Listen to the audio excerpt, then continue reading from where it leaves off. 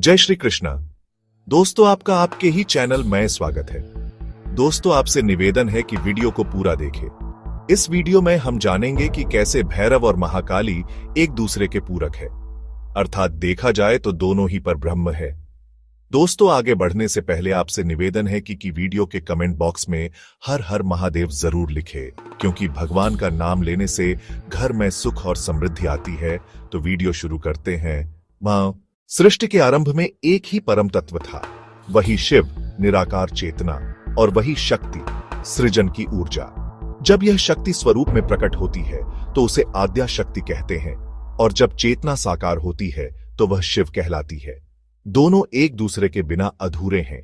ब्रह्मा, विष्णु और महेश की सृष्टि में जब ब्रह्मा ने स्वयं को सर्वोच्च कहना शुरू किया और शिव की उपेक्षा की, तब शिव का तीसरा नेत्र क्रोध से जल उठा।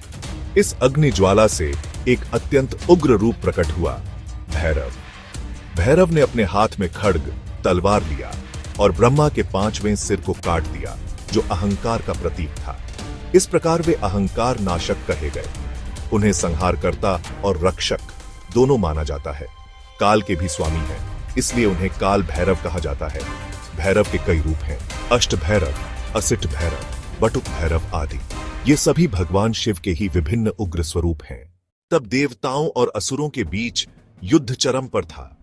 राक्षसों की सेना इतनी प्रबल थी कि देवताओं की सेनाएं थक गईं। तब देवी दुर्गा ने अपने भीतर की सबसे उग्र शक्ति को जागृत किया।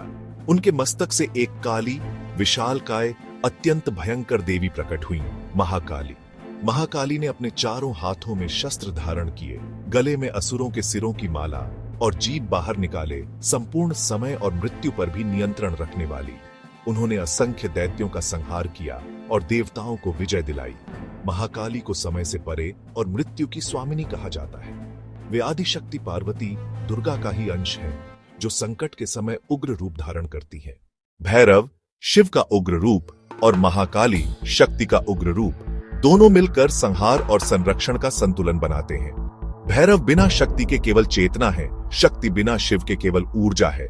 इसलिए तांत्रिक परंपराओं में कहा गया है, भैरव बिना शक्ति शव है और शक्ति बिना भैरव केवल शून्य है।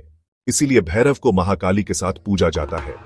कई सिद्ध पीठों में भैरव को कोटवाल, रक्षक माना गया है और देवी के द्वार पर उनका मंदिर होता है। इस कथा से यह शिक्षा मिलती है कि जब अहंकार बढ़े तो भैरव जैसी विवेक शक्ति चाहिए जो उसे काट सके, और जब अधर्म बढ़े तो महाकाली जैसी शक्ति चाहिए जो उसे नष्ट करे। दोनों मिलकर धर्म और न्याय की रक्षा करते हैं।